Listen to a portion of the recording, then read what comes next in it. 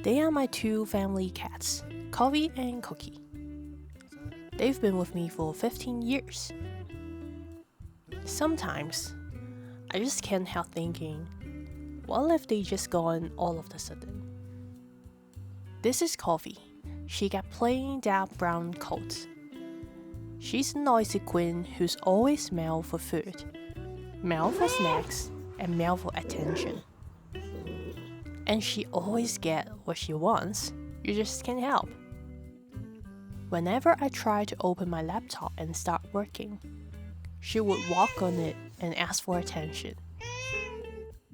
Coffee would also wait for her sister's leftover. She never gets tired of it. We guess she's the oldest siblings because she's in the hit earlier than Cookie. This is Cookie. She has lighter orange skin with pattern on it, and she has a white bib, and she wears 4 white socks. She's our sleeping queen who's always slept on my lap. She got a special meow sound. Instead of meowing, she's also the picky one who's not so eager to eat her meal.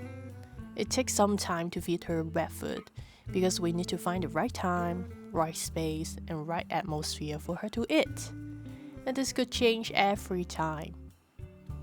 I guess she's getting older and less eager to eat now. They are both lovely senior cats who will follow you around the house. They will purr whenever I'm close by and starting to rub them. And they are emotionally responsive cats who always meow back to you. Coffee. 15 years in, I'm always so grateful to have them in my life. My family adopted Coffee and Cookie when they were only 3 months old. We set 3 months before we brought them home as their birthday. That is 15th of March. They were so energetic and playful when they were kittens. My family got so much warmth and laughter because of them. But they were also very scared of strangers. Till this day, they will still hide anywhere they could whenever they heard someone's coming in the house.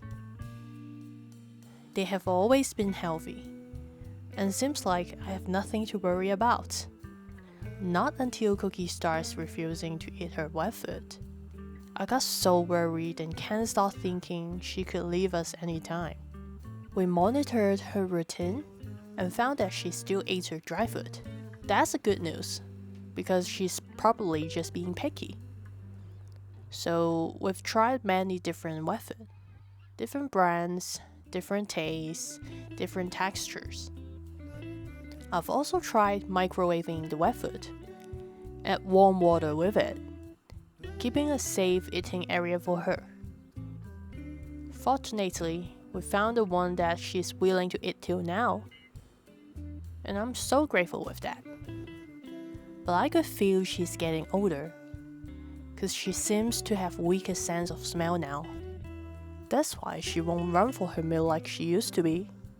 And she might not smell the food unless we put it right on her nose. That's the time I started to imagine the absence of them in my life. To be honest, thinking of it would definitely make you cry. And you could not imagine how emotional pet parent could be when the children crossed the rainbow bridge. I started to look for anything that could hold them with me. And I bought 2 ink pads and 2 small glass bottles to store their fur. But not enough. It's not enough for me. I scrolled and scrolled to see what else I could do. That's when the thought of handcrafting came to my mind. I started researching and another thought hit me. What about other pet parents who do not have time or effort to do these themselves? And that's the beginning of Coffee and Cookie design. It would be really meaningful if we could handcraft to our other pet parents who's grieving, who have seen their pets like we do. And this would definitely also be healing to us. Here we are, building a new business, turning our basement into a studio, trying new equipment, figuring things out as we go. Let me show you around. This is where everything gets made, our basement. We clear some part of it out, set it up piece by piece, and turn it into the place where coffee and cookie design actually exists in the physical world. This is our laser engraver X2M1 Ultra. We've been making most of our products with it, and we're still exploring. Every piece starts here. We design it, we create it, we handle it, and we deliver it. The laser work is the part most people ask about. It engraves the past photo, the name, the dates, whatever matters most to that family, directly into our material. It doesn't fade, it doesn't peel. It's there as long as the piece is. This is the shadow box. It's the piece I'm most proud of, and the one I most wanted to exist before we made anything else. We also make crystal gemstone earrings, each one chosen to be worn, not stored. Something you can carry with you. And we also laser engraved coasters, slate or cork. Something you can use every day in your life. Before anything gets made, we design it. We want to see what it looks like before the material does. Every customer gets a mock-up first, a preview of exactly what their piece will look like before we make anything. Because you're trusting us with a photo you can't replace and a name that matters. And we take that seriously from the very first step. Then it gets made slowly, one piece at a time. We don't batch them or rush them. Every order gets its own time. We build websites ourselves. We do everything ourselves. Which means it takes longer than it probably should. But it also means that every part of this shop has been touched by someone who actually cares about what it's for.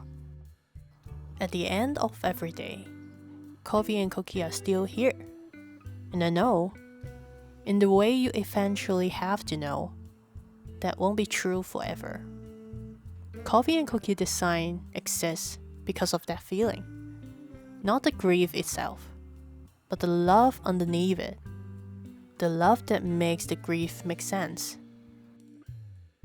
If you're watching this because you've lost a pet, or because you're sitting with that quiet dread of knowing you might, I built this for you. We are here.